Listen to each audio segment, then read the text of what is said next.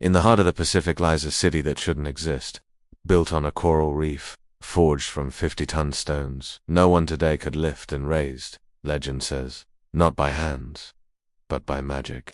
They called it Nan Madol, the forbidden island of sorcery. For centuries, the people of Pohnpei have whispered of a dynasty born from two brothers who could command flying dragons and levitate stone through the air.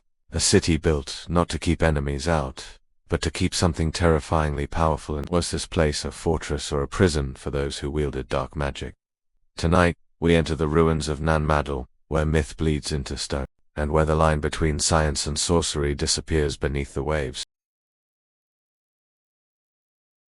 In the vast, blue expanse of the Western Pacific, there's an island shrouded in a history so strange, it almost defies explanation. Here, built upon a coral reef, is a city of black stone, a complex of impossible design that, by all accounts, shouldn't exist.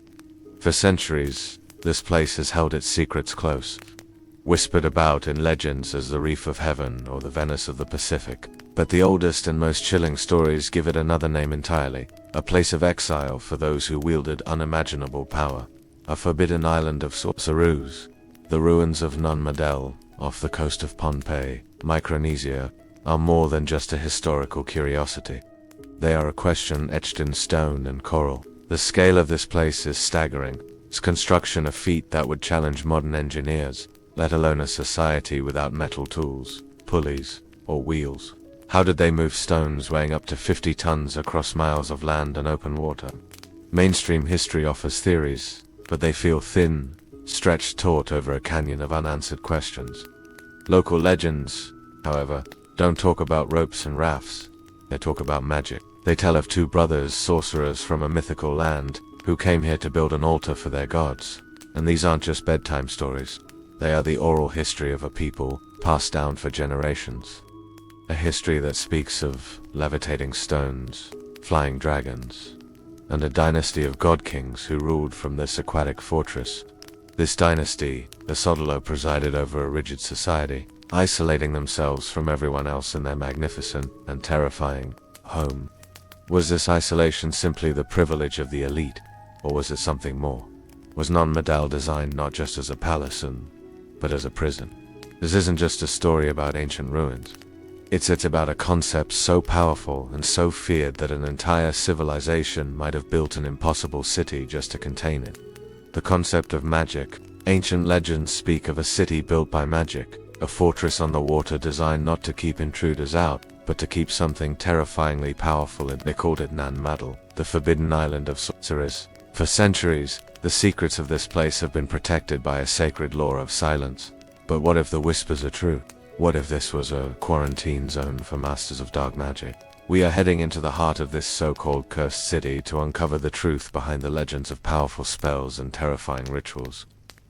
Before we get into the shadows of sorcery, let's just appreciate the sheer, physical reality of Nan Madol, because the truth is, even without the legends, this place is one of the greatest enigmas on Earth. Located on the eastern shore of Pohnpei, Nan Madol isn't built on land. It's built in a lagoon, on a series of artificial islets constructed on a coral reef. For all intents and purposes, it appears to float. The name Nan Madol literally means within the intervals, a direct reference to the network of canals that serve as its streets. This has earned it the nickname the Venice of the Pacific, but that comparison doesn't quite do it justice. Venice was built on marshy islands. Nan Madol was built from the seabed up, on over 90 man-made islets, meticulously constructed from stone and coral.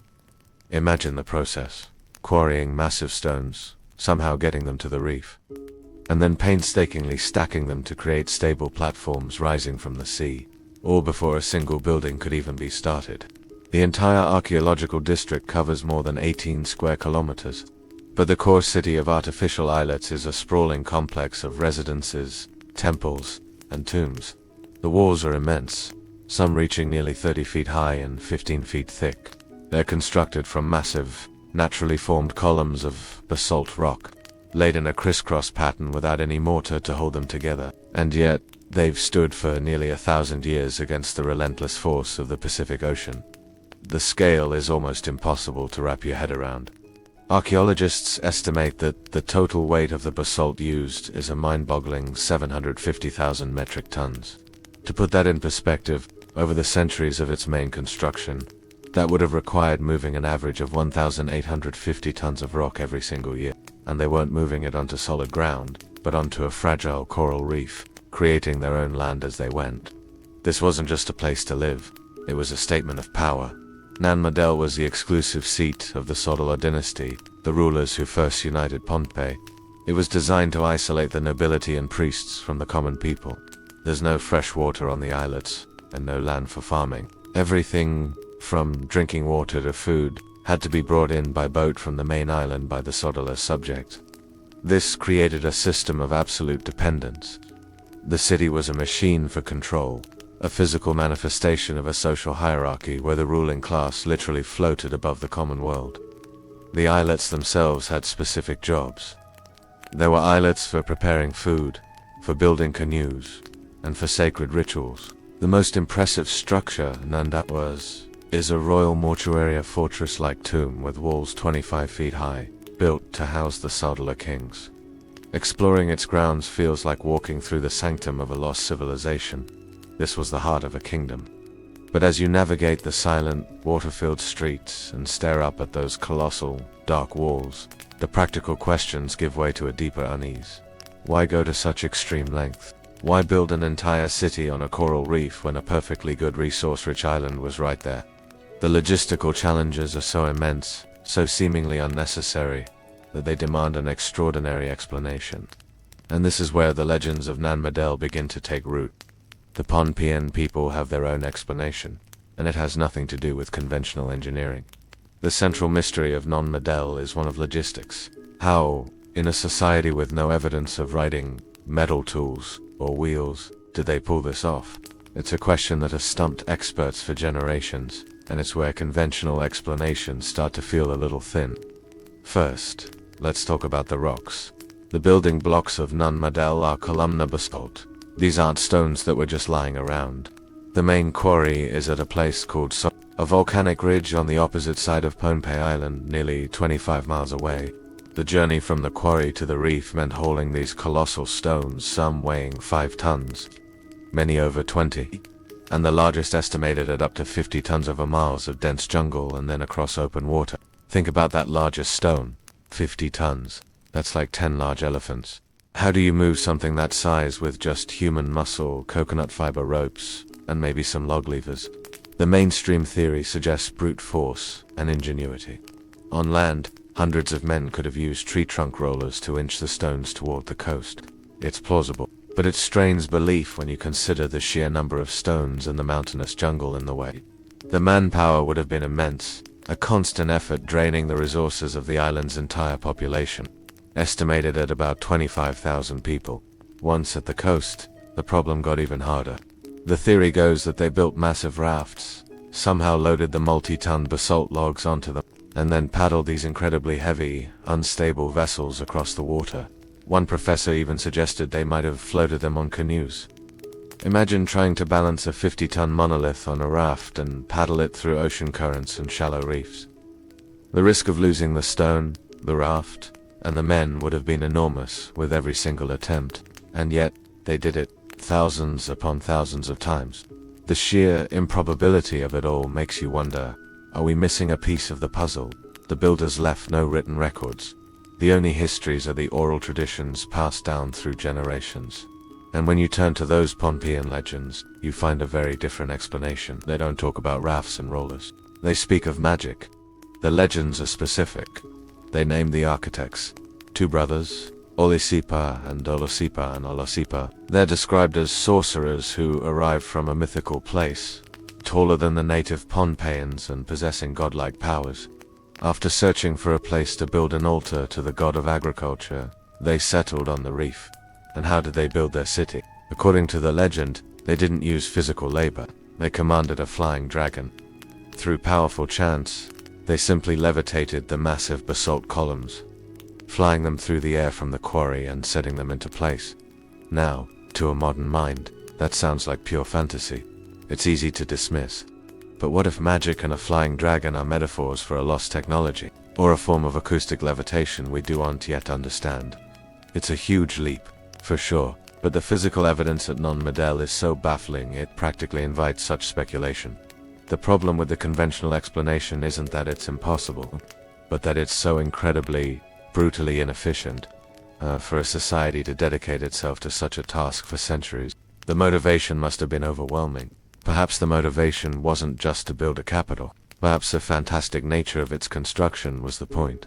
To understand that, we have to look closer at the men who became its kings, the sorcerers, Olisipa and Olosipa. You can't separate the story of Nan Madol from the story of the Saudeleur dynasty. They're two sides of the same coin, a dynasty and a city so tangled up in tales of magic, it's hard to tell where history ends and myth begins. According to legend, the dynasty was founded by the sorcerer Olosipa after his brother died. Olosipa became the first Saudeleur, marrying a local woman and starting a line of rulers that would control Pohnpei for centuries. Until around 1628, the Saudeleur weren't just kings, they were priests. King's Nan Madol wasn't just their home.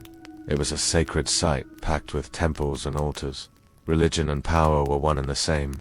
The Saudeleur were seen as the only link to the spirit world and the gods, which gave them immense power. Control the gods, you control the food. Control the food, you control the people. The legends say the dynasty started out kind but grew more and more tyrannical over time. The demands on the Pohnpei people became oppressive. They were forced to bring endless tributes of food and water to the isolated city, sometimes to the point of their own starvation. The Saudeleur rulers became feared figures, their power absolute. But was their power just political? The legends insist it was something more. The very foundation of their rule was magic. The city they lived in was a constant, towering reminder of their supernatural origins. Every time a subject paddled their canoe through the canals with tribute, they were surrounded by impossibly large stone walls that, according to their own history, were put there by magic. It was the ultimate psychological tool. How do you rebel against a king who can levitate mountains? Pohnpei culture is steeped in a belief in spirits and magic. It's central to their worldview. The name of the island itself, Pohnpei, means upon a stone altar, echoing its founding myth. In a world like that, the idea of sorcerer kings isn't a fairy tale, it's a political reality. The Saudeleur's heavy concentration of priests at Nan Madol led to the development of many different cults and rituals, and this is where the idea of Nan Madol as a container starts to make sense. If the dynasty was founded by sorcerers, it's likely they weren't the only people on the island with spiritual power. What do you do with a rival shaman who starts challenging your authority? This line of thinking leads us to a wild theory. What if Nan Madol's isolation wasn't just about luxury, but about quarantine? What if its design of isolated islets wasn't for administrative efficiency, but for segregation? A place to house, study, and control people who possessed dangerous magical abilities. Imagine certain islets for specific types of practitioners, all monitored by the Saudeleur's own priests. Islet A for the healers, Islet B for the diviners, and maybe, on the most remote and guarded islets, a place for those who practice the darkest arts. The city becomes a laboratory, an academy, and a prison, all in one. It's a place to consolidate magical knowledge and, more importantly, prevent it from empowering your rivals. And this is, of course, speculation. There's no sign that says sorcerers kept here. But the circumstantial evidence is compelling. The city's bizarre location, its impossible construction, and the unshakable local legends all point to something beyond the ordinary. The dynasty's end is just as legendary as its beginning. The oppressive rule of the later Saudeleur kings angered the storm god, Nan Sapi. He sent a demigod warrior named Iso-Kellico to overthrow them. Iso-Kellico led an invasion, defeated the Saudeleur around 1628, and established a new system of rule. The age of the sorcerer kings was over, and Nan Madol, their monument to magical power, was abandoned, left to the spirits in the sea. We're diving deep into a world of ancient magic and forbidden places. So let's assemble the pieces. We have an impossible city built on a coral reef, legends of its construction by sorcerers who could levitate stones, a dynasty of god kings who used this city to enforce absolute control, and a deep-seated local belief that Nan Madol is a place of profound spiritual power, a place to be feared. This is where we have to seriously entertain the most radical theory about Nan Madol, that it was a quarantine zone for sorcerers. Let's think about that word. A quarantine zone is designed to contain something seen as dangerous and contagious. In this context, contagious wouldn't mean a virus, but esoteric knowledge, powerful spells, terrifying rituals, the ability to command spiritual forces. The Saudeleur, founded by sorcerers, would have known their greatest threat was a foreign army but a rival who could wield the same forces. The best way to control that threat? Gather all known practitioners in one place, a place that was isolated, easily controlled, and inherently intimidating. Nan Madol fits that description perfectly. By bringing all powerful individuals to Nan Madol, the Saudeleur could stop them from gaining followers on the main island. A charismatic shaman in a remote village is a threat. That same shaman, stuck on an islet and depending on you for their next meal, is not. It would also allow the Saudeleur to learn from them, absorbing their knowledge to grow their own power. This theory also gives a chillingly logical reason for the city's design. The nearly 100 separate islets are perfect for segregation. It's cellular by design. Maybe different schools of magic were kept on different islets. The canals weren't just streets, they were moats, reinforcing a strict, compartmentalized order. What if the Saudeleur became more oppressive over time because their control over the quarantined sorcerers began to slip? Or what if they started dabbling in the darker powers they'd collected, twisting their own nature? A city full of powerful, resentful magic users would be a terrifying place to manage. The increasing tyranny could have been a desperate response to the spiritual chaos within their own capital, and then there's the city's reputation after its fall. After Isokelico conquered the Saudeleur, he and his successors lived at Nan Madol for a while, but they eventually abandoned it completely. Why leave the most impressive structure in all of Micronesia to decay? The local Pohnpeians have an answer. The place is haunted. It's inhabited by spirits. Even today, many locals are hesitant to visit, especially after dark. There are countless stories of strange lights and the feeling of being watched. One famous legend tells of a German governor who excavated a tomb in 1907, only to die mysteriously the very next night. Another piece of folklore mentions Japanese divers exploring the ruins in the 1930s who disappeared without a trace. These stories speak to a cultural belief that Nan Madol is not a neutral place. If it was a containment facility for immense spiritual power, it makes sense that echoes of that power would remain, staining the very stones. Archaeological studies have confirmed a lot. Dating techniques show the major construction began between 1180 and 1200 AD, right when the Saudeleur dynasty rose to power. Geochemical sourcing has definitively traced the basalt back to the Sorcerers' quarry, confirming the incredible distances they were moved. And underwater surveys have debunked fringe theories about a much older city submerged below. However, very recent research has added a fascinating and tragic layer to the story. An international research team, analyzing coral from the site, discovered that the island of Pohnpei is gradually sinking due to geological processes. This, combined with rising sea levels and climate fluctuations, meant the Saudeleur were fighting a constant battle against the ocean. Frequent flooding would have damaged structures, making maintenance a monumental and ultimately losing effort. This environmental pressure likely fueled public discontent and helped lead to the dynasty's overthrow. This scientific perspective offers a powerful, data-driven explanation for the city's decline. It's a narrative of humanity versus nature, and yet, does it explain everything? Science can tell us the what, the where, and the when. It can date the coral and source the stone, but it can't fully explain the why. It can explain the cultural drive that led a people to choose such a wildly impractical location to begin with. It can't disprove the oral histories that have been the bedrock of Pohnpeian culture for centuries. The scientific explanation for the city's abandonment, trizzing seas and high maintenance is logical, but so is the local explanation that the place is haunted and spiritually dangerous. The two aren't mutually exclusive.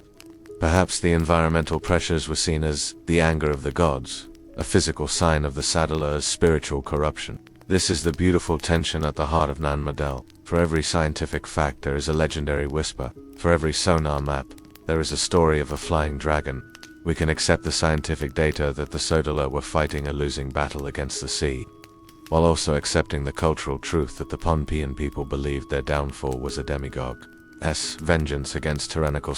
The truth of Nan Madol likely lives somewhere in the space between these two tales. Our journey into Nan Madol leaves us at a crossroads of belief. We've walked the watery streets of a city that shouldn't exist, a testament to an ambition that borders on the unbelievable. We've weighed the sober theories of archaeologists against the vibrant legends of the Pohnpeian people. So, was Nan Madol the product of incredible human ingenuity? A marvel of engineering built to glorify a powerful dynasty? A dynasty that was ultimately defeated by its own tyranny in a rising sea? That's a story that's both incredible and perfectly logical. Or is it something more? Is it the reef of heaven, a city raised from the sea by twin sorcerers who could levitate 50-ton stones with their magic? Was it a fortress designed as a quarantine zone to contain a power so dangerous we call it sorcery? A city whose magic still lingers, whose spirits still whisper warnings in the lapping water. The stones themselves remain silent. They offer no definitive answers, allowing us to project our own beliefs onto their dark, weathered surfaces. Nan Madol is both a tomb of kings and a prison of sorcerers, a triumph of engineering and a relic of magic. It's a place where the line between what is possible and what is imagined simply dissolves. Deep in the vast, blue expanse of the Pacific Ocean, there's a city that shouldn't exist. It's a place of silent, colossal structures, a metropolis built not on land, but on a living coral reef. Its builders use stones weighing up to 50 tons, stacking them into great walls and platforms without wheels, pulleys, or any metal tools. They constructed nearly 100 artificial islands in the middle of a lagoon, connecting them with a network of canals that earned it the name, the Venice of the Pacific. This is an engineering feat that seems to defy our understanding of physics. It's a puzzle that has confounded historians, archaeologists, and engineers for centuries. This is the story of Nan Madol. For about 400 years, it was the mighty capital of a mysterious dynasty, a center of immense power and sacred ritual. Then, it was abandoned, left to the relentless ocean and the encroaching jungle, its secrets sinking into legend. In this video, we'll journey into the heart of this impossible city. We will uncover what we know about the brilliant and enigmatic people who built it. We'll explore the leading scientific theories that attempt to explain their incredible achievements, and we'll delve into the powerful local legends that speak of magic, sorcerers, and giants. How did an ancient society, with a population of less than 30,000 people, accomplish such a monumental task? What lost knowledge did they possess? And what finally caused them to leave their magnificent creation to crumble into the sea? Prepare to question the limits of what you thought was possible in the ancient world. Imagine a city built in a way that seems to violate the very laws of physics. In the remote federated states of Micronesia, on the island of Pohnpei, lie the ruins of Nan Madol. It's a sprawling complex of artificial islets built from gigantic black basalt logs. Some of these individual stones weigh more than a car. The heaviest, the great cornerstones, are estimated at a staggering 50 tons, and they were all quarried, transported over 15 miles of rugged terrain and open water, and then lifted and stacked into walls 25 feet high, all without modern technology. This isn't just an archaeological site, it's a profound declaration of human ingenuity that stands in defiance of our modern assumptions. To truly grasp the scale of Nan Madol, you have to understand the sheer ambition of its design. The name itself, Nan Madol, means within the intervals, a direct reference to the intricate network of canals that crisscross the city. This wasn't a city built beside the water, it was built on the water. The foundation of this metropolis isn't solid ground, but the delicate ecosystem of a coral reef flat. The builders created over 90 artificial islets by painstakingly piling up massive coral boulders to form stable platforms just above the high tide line. Upon these newly formed islands, they erected their city. The material they chose is just as extraordinary. The iconic structures of Nan Madol are built from columnar basalt, a type of volcanic rock that naturally fractures into long, prismatic pillars as it cools. These logs of stone are what give this city its unique, log cabin-style appearance. The builders stacked them in a crisscross pattern, a technique known as head-arounds, creating walls of incredible strength and stability. No mortar, no concrete, no binding agent of any kind was used. The entire city, for centuries, has been held together by nothing more than gravity, friction, and the sheer precision of its construction. Let's talk about the numbers, because they are staggering. Archaeologists estimate that the total weight of the basalt moved to create Nan Madol is as much as 750,000 metric tons. To put that into perspective, over a period of roughly 400 years, the people of Pohnpei quarried, and moved an average of 1,850 metric tons of stone per year. That's over 5 tons of solid rock every single day for 4 centuries. When you consider the small population of the island at the time, estimated to be less than 30,000 people, it was a monumental effort. And how was this work done? This is the central mystery, the impossible physics of Nan Madol. The society that built this city had no draft animals, no wheels to roll the stones, no pulleys or cranes to lift them, and no metal tools to quarry or shape them. They accomplished one of the greatest megalithic construction projects in human history, using what archaeologists believe were the most basic of tools: human muscle, rope, and perhaps simple levers made from wood. The largest structure at the site, the Royal Mortuary Temple of Nondawas, is a fortress unto itself, with outer walls reaching up to 25 feet high and cornerstones weighing an estimated 50 tons. How do you lift a 50-ton stone into place with nothing but sticks and rope? How do you transport it over 15 miles across an island and a lagoon? This is the question that has led to a century of debate, speculation, and wonder. It's a problem so profound that even local oral history turns to the supernatural for an explanation. Speaking of magic and forces beyond our comprehension, before we examine the theories, we must first understand the people who commanded such a monumental undertaking. Who were the masterminds behind the specific marvel? The story of Nan Madol is inextricably linked to the rise of a powerful and mysterious lineage of rulers known as the Saudeleur dynasty, according to Pohnpei oral history, which has proven to be remarkably consistent with archaeological findings. The Saudeleur era began around the 12th or 13th century. Before their arrival, Pohnpei was inhabited by various clans, but society was largely decentralized. This all changed with the arrival of 2 brothers, often described as twin sorcerers, named Olisipa and Olasipa. Legend says they came from a mythical land called Kutu, arriving in a large canoe with a divine mission: to find a place to build an altar for their god of agriculture, Narnas and Sapi. After several failed attempts around the island, they finally found the perfect location on the submerged coral reef off Temwan Island. Here, using their immense magical powers, they began to construct the city. The legends are vivid and fantastical. They claim the twin sorcerers didn't lift the stones, but levitated them into place, aided by a flying dragon. The sheer spectacle of their creation so impressed the native Pohnpeians that they accepted the brothers as their leaders. When Olisipa died, Olosipa became the first Saudeleur, the first paramount ruler of all Pohnpei. He married a local woman, and his descendants would rule the island for about 12 generations, producing 16 rulers in total. Under the Saudeleur dynasty, Pohnpei was unified for the first time. They established a highly centralized and stratified society, with the Saudeleur at the absolute pinnacle of power. Everything and everyone belonged to the ruler. He leased land to nobles, who in turn oversaw the commoners who farmed and fished. A system of tribute was established, requiring all inhabitants of Pohnpei to present frequent offerings of food, like breadfruit and fish, to the Saudeleur at Nan Madol. Nan Madol was their capital, but it was more than just a seat of government. It was a royal enclave, a religious center, and a tool of political control.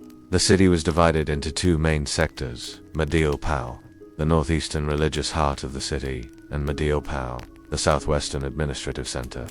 The very design of the city reinforced the Saudeleur's power. By requiring potential rival chiefs from across the island to live within the confines of Nan Madol, the Saudeleur could closely monitor their activities and prevent any opposition from forming. At its peak, the city may have housed up to 1,000 people, a mix of high-ranking chiefs and the commoners who served them. Life in Nan Madol was one of stark contrasts. The ruling elite lived in luxury, yet the city had no source of fresh water, and it's unlikely any food was grown there. All provisions, from water to every last piece of fruit, had to be brought in by boat from the main island, supplied by the labor of the common people. While the early Saudeleur rulers are remembered as relatively kind, oral traditions describe later generations as becoming increasingly tyrannical. Legends speak of one ruler whose favorite delicacy was human flesh, and another who demanded even the lice from a person's head as tribute. They were said to have offended the local deities, and deep resentment simmered across the island. The Saudeleur were their authority was rooted in their claimed divine descent. The central cult at Nan Madol was dedicated to the thunder god, Nan Sapi, but they also controlled other local cults, including one that venerated sacred eels. Oral histories tell of canals cut specifically to allow these eels to enter a sacred well on Idet Islet. where priests would feed them the entrails of specially cooked sea turtles as offerings. Astonishingly, archaeologists have found evidence that corroborates these theories, discovering both the remnants of the canal system and a large mound of turtle remains on that very islet, a perfect fusion of myth and material fact. The Saudeleur dynasty created a society with the organizational power to build one of the world's most impressive ancient wonders, but their grand project was fueled by a system of absolute control that would eventually plant the seeds of its own destruction. Before we get to their fall, however, we must confront the central enigma they left behind, the seemingly impossible engineering of Nan Madol itself. So, how did they do it? This simple question has been the source of endless fascination. The construction of Nan Madol can be broken down into 3 monumental challenges: quarrying the stone, transporting it, and finally, lifting it. Each stage presents a puzzle that strains the limits of what we believe was possible for a pre-industrial society. The first step was acquiring the material. The unique columnar basalt used for the city's walls is a product of Pohnpei's volcanic geology. As lava cooled millions of years ago, it contracted and fractured, forming natural pillars. Geochemical analysis has traced the source of many of these stones to a quarry site in Sorcerers region on the opposite side of Pohnpei, more than 15 miles away from Nan Madol. But how were these massive columns detached from the mountainside without metal tools? Archaeologists speculate that the builders might have inserted wooden wedges into existing cracks and soaked them with water, causing the wood to expand and split the stone. They could have also used fire, heating the rock and then rapidly cooling it with water to induce fracture. These methods are plausible, but they would have been incredibly slow and labor-intensive. The second, and perhaps greatest, mystery is transportation. How did they move 50-ton megaliths across over 15 miles of dense jungle, rugged terrain, and open ocean? Theories suggest the use of immense manpower, perhaps rolling the giant logs on a path of smaller logs, or sliding them along lubricated tracks of palm wood. It would have required hundreds of workers, immense coordination, and a staggering amount of time for each stone. The journey over water presents its own set of challenges. The most widely accepted theory is that the builders used massive rafts, perhaps made of bamboo, lashed together with strong coconut fiber rope. The basalt logs could then be maneuvered onto these rafts and floated to the construction site. However, this theory is not without its problems. In 1995, a team for a Discovery Channel documentary attempted to replicate this feat. They built a raft and tried to float a basalt stone weighing just over a ton. Their attempt failed. While this single experiment doesn't disprove the raft theory, it does highlight the immense difficulty involved. This leads us to another fascinating possibility, that the builders used the canals themselves for transport. Recent LiDAR surveys have revealed a complex system of ancient canals on Pohnpei, suggesting a deep understanding of hydrology. Some researchers theorize that the builders may have constructed a system of channels and locks, using tidal changes to their advantage to float the stones much closer to their final destination. The final stage is the assembly. Once a multi-ton stone arrived, how was it lifted into a wall that could be 25 feet high? The most common hypothesis involves using earthen or timber ramps. Workers would have built a gradually sloping ramp against the existing wall, and then painstakingly pushed or pulled the megalith up the incline using ropes and wooden levers. Once the stone was at the correct height, it would be maneuvered into place, and the ramp would be raised for the next layer. This method is known from other ancient cultures, but it would have required an enormous amount of extra labor. This is where the local legends re-enter the conversation. Faced with a puzzle that modern science struggles to explain completely, the oral histories of Pohnpei offer a different answer: magic. The stories of sorcerers levitating stones are not seen as simple fairy tales by everyone. To many, they are a metaphorical explanation for a lost technology or a form of knowledge so advanced it appeared to be magic. While scientists look for evidence of ramps and rafts, the folklore points to a power that transcends conventional physics. The truth is likely a combination of these ideas. The builders of Nan Madol were not just laborers, they were brilliant engineers, astronomers, and mariners. They possessed a multi-generational, expert-level understanding of their environment. They knew the tides, the currents, the properties of every type of wood and stone, and the precise mechanics of leverage and friction. Their lost art was not magic, but a mastery of natural science that allowed them to orchestrate human labor on an epic scale. They didn't defy physics. They understood it so intimately that they could command it. Why go to all this trouble? Why build a sprawling city on a coral reef? A location that required every single drop of water and morsel of food to be imported. The answer lies in the intersection of power, religion, and control. Nan Madol was not built for convenience. It was built as a statement. First and foremost, Nan Madol was the ceremonial and political seat of the Saudeleur dynasty. Its grandeur was a direct reflection of their power. Constructing a city of such impossible scale was the ultimate display of authority. It demonstrated to the people of Pohnpei that the Saudeleur rulers had the divine right and the worldly power to command nature itself. This monumental architecture served to legitimize their rule and overwhelm any thoughts of rebellion. The city's design also served a crucial strategic purpose. By requiring the island's district chiefs to reside within the walls of Nan Madol, the Saudeleur could effectively neutralize threats. Away from their home districts, these chiefs were guests, or, more accurately, hostages of the king. The city was a beautiful, gilded cage. Nan Madol was also the undisputed religious center of Pohnpei. The eastern sector, Madol Pao, was a sacred space filled with temples and altars. The largest and most formidable structure, Nandoas, served as the royal mortuary, a massive tomb complex surrounded by 25-foot-high walls. The construction of this monumental tomb, dated to around 1180 to 1200 AD, is seen by archaeologists as the moment a true, island-wide chiefdom was established. The entire city was a stage for the pageantry of Saudeleur religion, a physical manifestation of their divine connection. In essence, the seemingly illogical choice to build on a reef was a stroke of political genius. It created a capital that was separate, sacred, and bizarrely controlled. It isolated the ruling class, elevating them above the common populace. The canals were not just for transportation, they were barriers, separating the sacred from the profane, the rulers from the ruled. The impossible physics of Nan Madol's construction was precisely the point. It was an undeniable, permanent declaration that the Saudeleur were no ordinary chiefs. They were masters of both humanity and nature. For centuries, Nan Madol was the center of the Pohnpeian world, but, according to oral history, around the year 1628, the reign of the Saudeleur dynasty came to an abrupt and violent end. The magnificent city they had built was abandoned, left to the silence and the sea. The question of why is the final, great mystery of Nan Madol. Oral history provides a dramatic narrative for the dynasty's fall. The oppressive rule of the later Saudeleur had bred deep resentment. The legends say that the storm god, Nan Sapi, once the patron of the sea, grew angry with their tyranny and fathered a vengeful demagogue son, a warrior hero named Isaac Kaliko, who some histories say was the leader of a group of invaders from the nearby island of Kazre, gathered a war party and sailed to Pohnpei. Adored by the oppressed local population, he led a successful invasion and defeated the last Saudeleur ruler, Isokilako, and his successors, who established the more decentralized non-walkie system that exists to this day. Initially lived at Nan Madol, but eventually, they too abandoned the city. One practical theory suggests that life there was simply too difficult.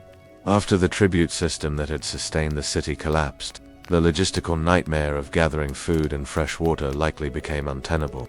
However, recent scientific research has introduced a compelling new factor: climate change. A 2024 study led by researchers at National Taiwan University analyzed coral samples from the city's structures. Their findings suggest that during the later period of Saudeleur rule, Pohnpei was experiencing a relative rise in sea level. This was caused by two factors.